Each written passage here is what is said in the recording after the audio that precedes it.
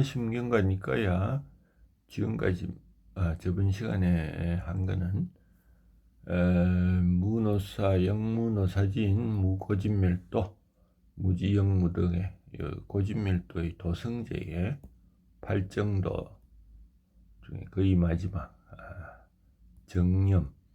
정념이 무엇인가를 두고 사띠에 대해서 쭉 살펴보고 있는데, 이제 지금 사띠 효과에 대해서 보도록 하죠. 자, 폴 윌리엄스에 의하면은 사띠는 해방의 길을 제공하며 계속적으로 감각기관의 경험을 관찰하여, 즉 신수신법을 관찰하여 미래의 재탄생을 생기게 할지 모르는 집착의 일어남을 예방한다 하는 겁니다. 사띠는 망상에 대한 치료제이며 열반을 성취하는 데 기여하는 힘 중의 하나다. 사띠의 기능은 명료한 이해, 앞 시간에 삼빠자나라고 했는데 같이 하면 특히 힘이 생긴다. 또 베트에 의하면은 선은 사띠의 도움으로 원래적인 핵심 수행을 완수하며 열반은 탐진치가 정복되고 포기된 상태라고 한다. 위파사나 혹은 비파사나라 불리는 비파사나하고 또 비교를 해보면은, 불교에서는 수행법으로 집중력을 키우는 사마타, 사물을 있는 그대로 관찰하는 비파사나 두 가지로 대별되고 있는데, 비파사나는 관입니다. 그래서 관찰하니까 관이죠. 실제의 진정한 본성에 대한 통찰이다. 즉 존재하는 것의 특징인 무상고 무아를 보는 것이다. 부파불교 이전에는 선수행을 강조했지만, 부파불교 이전에 초기부터 비파사나는 저명한 위치를 가지고 있다. 비파사는 사띠가 주시하는 대상인 37조 도품을 모두 망라한 개념으로 사띠에 의해 수행되는 것을 총괄한다. 저번 시간에 이야기한 비파사나, 위파사나의 문제인데, 한번 보면, 워트를 발음 기호는 워트인데 현지 발음이 워르다. 미국에는 워르라고 하죠. 그래서 한글을 쓸 때는 워트라고 하는 게 맞지 않은가? 문법에 보면 V는 파일처럼 V처럼 발음하라. 우리 V를 미국 사람도 우로 발음하죠. 그래서 빅토리, 와인의 발음을 혼합해 사용하는데, 옥스퍼드 사진에도 비파사나로 되어 있습니다. 한자로도 과거의 발음이 비파사나였다. 한자로 비파사나 돼 있죠. 근데 중국인들도 이제는 비파사나를 자주 반복하다 보면 비파사나라고 있는데, 또 인도 카니시카 왕이 500명의 아라한을 모아 아비달마 발지론의 주석을 따게 한 아비달마 대 비바사론, 비바사나죠. 그 명칭이 어떻든 비파사나 명상은 현대에서는 레디 사야도, 그리고 모곡 사야도에 의한 상자부에서 소개됐고, 또 유명한 마하시 사야도, 그리고 고엔카에 의해서 대중화되었습니다. 호흡, 생각, 느낌과 행동에 대해 주시하는 것은 실제의 진정한 본성에 대한 통찰을 얻는 데 사용된다. 주시. 그래서 이 대중화돼 가지고 호흡을 주시하는 것이 서구에서 주시법으로 인기를 끌고 있다. 어원을 보면 비와 파스로 돼 있고, 통찰, 명료하게 보기로 되는데, 또 이 VI를 안쪽을 보다는 그걸로 오해를 해서 안을 보다는 뜻의 통찰로 번역이 됐는데, 인도 아리안 언어에서 B는 디스에 해당해서 그래서 나누어 보다는 뜻이다. 근데 지금은 아늘보다라는 통찰지라는 식으로 보는 추세가 됐다. 자, 비파사나와 유사한 말로 파차카가 있습니다. 눈앞이라는 뜻이고 직접적 경험의 지각을 말한다. 그래서 비파사나는 직접적 지각이다. 추론이나 논쟁에 의한 지식과는 반대된다. 자, 티베트에서는 이거를 더 높은 최상의 위대한 이런 관점이라고 번역을 하고, 영어로는 superior seeing, great vision, supreme wisdom 하고, 번역할 때는 superior manner of seeing, seeing that which is the essential nature로 합니다. 이 통찰은 무엇인가? 자, 곰브리츠 교수에 의하면은 초기 불교에서 깨달음에 이르는 또 다른 수단인 지혜로 간주되었던 원리에 변화가 발생한다. 대승불교 상자부 사이에 가르침, 통찰을 개발하는 것, 이걸 둘러싸고 과거의 논쟁이 있었습니다. 왜냐하면 이 경장이로 되어 있는 주로 니까야로 대변되는 것에는 비파사나라는 용어가 거의 언급되지 않습니다. 그 대신 선이 명상수단으로 자주 언급되고, 그래서 베트와 브론코스트에 의하면 선 자체가 해방을 위한 원래의 수단이었는데 팔정도가 수행의 요체를 이루면서 팔정도의 마지막인 정정이 선의 수행까지 이끌게 되었다고 합니다. 그래서 베트는 이를 더 강조해서 팔정도는 수행의 본체를 구성하고 선의 수행으로 이끈다.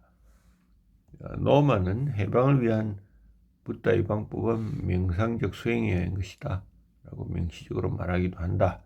붓다 일대기를 보면 이렇게 공감이 가죠. 그래서 이런 논리로부터 순전한 통찰이라는 것으로 무상고 무아를 분별함에 의해 해탈에 도달한다는 중론이 형성된다. 순간적 깨달음. 자, 수비는 아마 저기 어디 중동의 신비주의 학파 같은데 수비티즘 서든 인사이트의 문제. 자, 점진적 깨달음도 있는데 그레주얼리즘. 자, 상자부 스타비라바다는 순간적 깨달음을 강조합니다. 이해는 갑자기 오며 통찰은 점진적으로 오는 것이 아니다. 자, 우리 더 나가기 전에 생각을 해보면 갑자기 무슨 깨달음이 오긴 오죠. 아, 그랬구나 하고. 요거를 아마 말하는 것이 아닐까. 근데 대중부인 마상기카는 한 생각에 즉각적으로 모든 것을 안다는 주장을 한다. 그렇지만 이것은 붓다만이 해당되는 것이고 초보자는 여러 단계의 통찰을 경험해야 한다고 주장합니다. 그리고 대승불교는 전통적으로 뿌라주나 지혜를 강조하는데 이 지혜는 공, 진여 등입니다.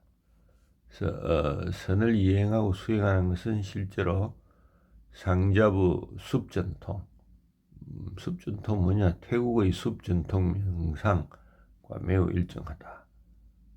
그리고 언어와 가르침이 도교와 유교의 영향을 받았지만 통찰에 대한 강조는 선의 갑자설은 통찰의 강조냐 아니냐로 구분이 가능합니다. 자, 이 비파사나 수행에 대한 미얀마, 이 사야도라는 건 깨달은 사람에게 붙이는 거죠. 유명한 분이 맞는데 순눈 사야도를 제가 잠깐 어디서 봤는데, 자, 이걸 보면은 이 사람은 78년에 태어나서 52년에 사망했다. 자, 우갸딩이라는 사람인데 15살에 취직을 해서 결혼을 하고 30이 되어 퇴직하고 자, 순눈 마을로 돌아옵니다. 흉년이 돼도 농장은 번창해서 부자가 됐는데 재산이 갑자기 늘어나면 죽는다는 전설이 있어서 점술가를 찾아갑니다. 그래서 두 발 달린 생명이 집을 떠난다는 말을 듣고 자선을 베푼다. 그리고 그 중에 나타난 성녀로부터 비파사나 수행을 듣습니다. 그리고 경전에 무지한 사람도 수행을 할 수 있다. 그래서 호흡에 대한 관찰을 하라는 말을 듣고 호흡을 관찰합니다. 근데 친구로부터 호흡 관찰만은 부족하고 호흡을 코끝을 스치는 호흡의 감각을 알아차려야 한다. 또 수련을 합니다. 그런 수행이 오래되니까 옥수수를 자를 때 칼을 잡은 손의 감촉, 물을 기를 때 노건에 대한 감촉, 그리고 땅에 발을 디딜 때의 감촉을 알아차린 노력을 하고 나무 아래서 호흡에 집중을 계속 해왔죠. 수행 중간에 여러 색깔의 빛과 기양 무늬를 보고 감각이 고통스럽기도 했다. 그래서 더 노력해서 1920년 중반에 흐름에도 이 건강경에 다 나왔던 이야기죠. 그리고 그 다음 달에는 한 번만 도로 사다음의 경지 다시 한 달 뒤엔 다시 돌아오지 않으면 도달한다. 그래서 출가하겠다고 부인에게 이야기하고 수련해서 아란의 경지에 도달합니다. 자, 이 지식은 문명에 가까웠지만 많은 성녀가 테스트를 해보니까 대답은 깨달은 자와 같다. 그래서 나중에 학식이 많은 야웅사야도도 제자가 되었다라고 하는 이야기가 있습니다. 즉 비파샤나 수행만으로도 깨달을 수 있다 하는 이야기를 범하에서 전해져 내려오는 이야기죠. 자, 우리 금강성이 뭔지 한번 볼까요? 티베트는 금강성이라고 부릅니다. 자, 비파사나는 연역적인 것과 기납적인 것을 사용한다. 자, 우리가 많이 기납적인 것은 사물들의 여러 가지 경험을 종합해 가지고 그랬구나 하는 거고, 연역적은 그냥 추리해 보는 거죠. 근데 레아 잘리에 의하면 오직 연역적인 분석만이 티베트로 전파되었다. 그래서 순간과 순간의 경험이 통찰을 낳는 수단이 됐다. 이것이 금강성의 방법이다. 그래서 티베트 불교의 그 특징은 이겁니다. 원래 불교가 여러 번의 탄생에 부터가 되는데 당대에 부터가 된다. 그래서 티베트에 가보면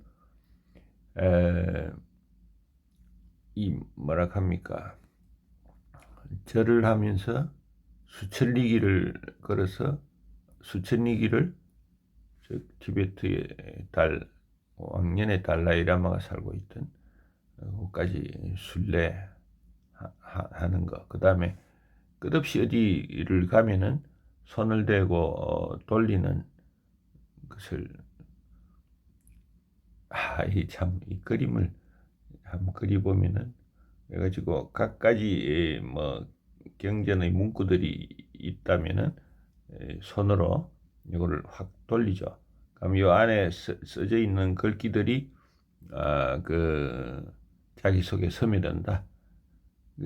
끝없는 반복을 통해 당대에 깨닫겠다 하는 말이 보입니다. 자, 마하무드라와 족천도 한번 알아놓죠. 마하무드라의 노래란 책도 있습니다. 옛날에 한 30-40년 됐나? 그때 책인데 이 상징적 이미지에 대한 명상을 자주 합니다. 금강성은 마음의 진정한 본성이 구루에 의해 가르쳐지고 직접적 형태의 통찰로 나타나는데, 그래서 일정한 단계에 접어들지 않으면 추가적인 수행이 안 되고 책자의 내용 구루가 없으면 해석할 수 없다. 자, 콘체 이분도 티베트 불교를 알기 위해서 금강성을 연구했는데 그 책에 보면은 푸른 거북이가 용을 만나 싸우다라는 구절처럼 논리적으로 이야기 힘든 말만 계속 있었다. 그래서 구루가 이걸 해석을 해줘야 된다. 책만 봐서는 안 된다는 거죠. 자, 하여튼 이 주시에 대한 학자들 견해를 보면은 조지 드레피스 순전히 주시만 하고 판단하지 않고 현재만 집중하는 주의 기울임은 인지적 암시의 영향을 무시하거나 과소평가한다. 정신적이며 육체적인 본성을 명료하게 이해하는 것으로 이끄는 경험의 다양한 측면을 함께 고려하는 능력을 무시하게 된다. 자, 이거는 주시만으로 뭐 어떤 대단한 이해에 도달하기 힘들다는 거죠. 즉 평가하지 않고 주의 기울이는 것의 본질을 과대평가하고 우리의 문제가 개념으로 나왔다고 주장함으로써 주의 기울음을 이해하게 만들, 일면적으로 이해하게 만들 위험이 있다. 그래서 주의 기울임은 단순히 치료적 기술이 아니고 인지 과정에서 중심 역할을 하는 자연스러운 능력이라는 시각을 가져야 한다. 라고 강조를 합니다. 그래서 주의 기울임이 평가하지 않는 순전한 주의로서 현재만 집중하라. 이것은 한 사람의 경험의 깨달음을 그런 형태로 줄이는 국면이 된다. 뭐 이것도 일리가 있는 말이죠. 우리가 주의 기울임을 해보면은 그래서 코멘트를 해보면 하나에 집중하고 다른 감각기관의 정보를 배제하는 것은 그것을 가장 잘 알 수 있는 것일 수도 있고 또 주변 정보까지 종합하는 것이 더 잘 파악할 수도 있기 때문에 계속 논쟁이 될 수밖에 없다 하고 결론을 내립니다. 자, 버클리 대학의 로버트 샤프 교수는 불교의 수행은 올바른 견해를 갖는 것이 목적이지 주시가 목적은 아니다. 자, 마하시의 기법은 불교의 원리에 친숙함을 요하지 않고 윤리적 규범을 따를 필요도 없고 놀랍도록 빠른 결과를 약속한다. 이것은 사띠를 순전한 주시로 해석함으로써 가능하다. 이것은 선행하는 심리적, 사회적, 문화적 조건에 영향을 받지 않고 사물을 사실 그대로라는 평가 없이 받아들이는 것이다. 이 평가 없이 주의 기울음을 이렇게 하는 것은 여러 측면에서 근대 이전의 불교 인식론과 다르다. 전통 불교 수행은 올바른 견해와 적절한 윤리적 분별심을 획득하는 것을 지향해서 관점도 없고 평가도 안 하는 그런 태도를 가지는 것이 아니다 하고 비판합니다.